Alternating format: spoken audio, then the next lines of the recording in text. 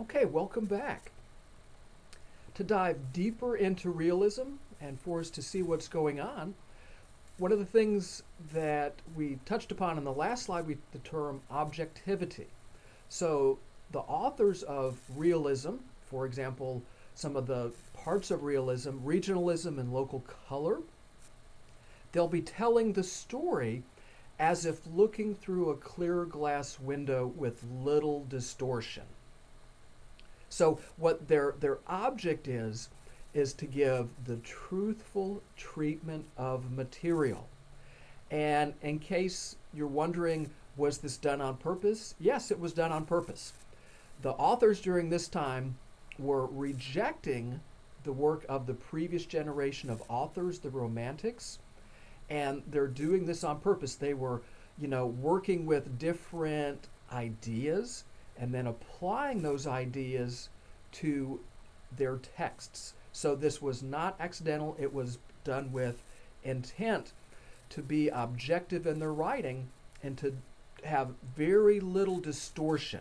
So if you think about a clear window, when you look out a clear window that's nice and clean, it's different than looking through a window that might have waves in it, right? That's going to kind of take reality and make it bigger in some parts or stretched out in other parts. We won't see that happening. And this generates the term verisimilitude. The first part, VERI, means truth. If you've taken Spanish, right, the Spanish word verdad means truth. And that's where the first part comes from. VERI. The second part, similitude, right? Similar. We see that in there. So what does verisimilitude mean? It's how well the writing resembles the truth. That's an important term in American literature. So we'll probably see it on a test, very likely as well as the final exam. So jot that down in your notes. So we're going to be looking for the details to be presented as if taken by a camera. And this wasn't just true in writing, it was also true in the other arts. Painters during this time, for example, the visual arts, they strived for that as well. Some of the different topics that we'll see explored will be personal relationships, as well as relationships in society, right? So we'll have social realism, taking a look at the changes that are going on in American society. As well, the use of actual speech and dialogue. So a way to think about this and understand this would be, right, and I often hear people say, I'm gonna go to the store. So if that was represented in a text by a realist, it would be spelled Gonna, because that's how it's said in actual speech, gonna.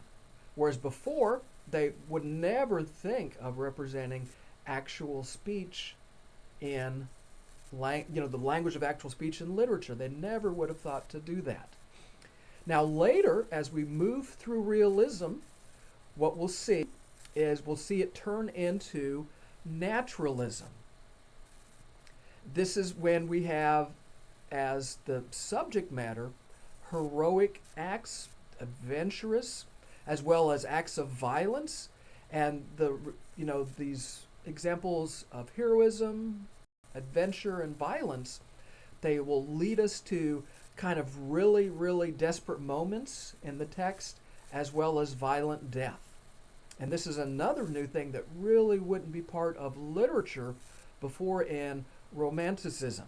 We'll see that the characters will be conditioned and controlled by their environment, by chance, or instinct, right? We often don't think about human beings being governed by instinct, but it's true, right? Not everything we do is based upon choice. We're hardwired to do different things based upon instinct. And a key conflict that we see in naturalism is character versus environment. In other words, we're going to see how cruel the physical world can actually be. Now, to conclude conclude taking a look at realism.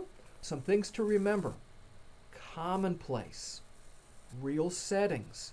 The plots will reflect daily experience. As well, remember the key term, objectivity. What's the purpose of that? To report the world truly. That gives us the term verisimilitude. We need to remember that term.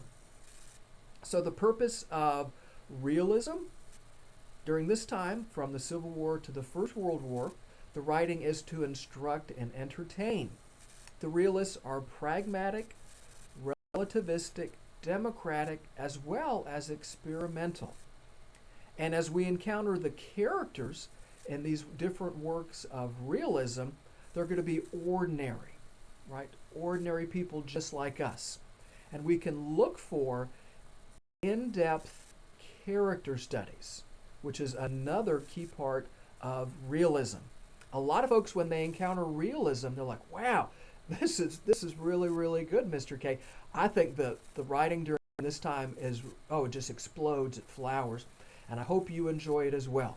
So until we get to be together again, be well, do good work, and keep in touch.